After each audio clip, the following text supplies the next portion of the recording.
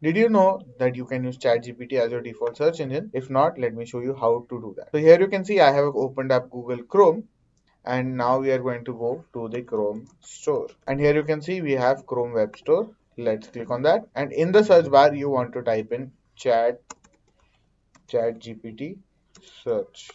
And here you can see we have the first option, which is ChatGPT search, and it is verified that it is in fact by chatgpt.com, and it is not some other plugin that you have available like over here. But let's just click on ChatGPT search, and here you can just click add to Chrome. So it will ask you whether you really want to add it. Just click on add extension, and here you can see ChatGPT search has been added to Chrome. So if you want, you can turn on sync as well. And let's see, I'll go to another tab and I will type in how to use ChatGPT. I'll hit enter, and here you can see ChatGPT search extension change the search to use chatgpt.com. So I can either change it back or keep it. So let's just say I want to keep it. Here you can see anything you search now will go through ChatGPT. So let's just say I want to open up a new tab. I'll type in YouTube, I'll hit enter, and here you can see it has again automatically gone to chatgpt.com.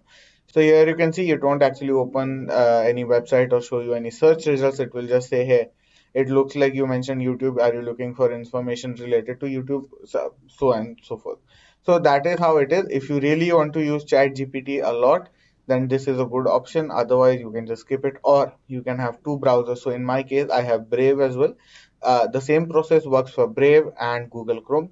So if I want, I can just have Google Chrome as my ChatGPT browser, and I can just make Brave my normal routine browser, so that I don't have to keep on typing chatgpt.com when I want to search anything on ChatGPT. So that is how you do it, guys. It is interesting to see where it will go further. Maybe we could see a ChatGPT browser. What do you think? Well, let me know in the comments. If you've liked the video, drop a like, share, and subscribe.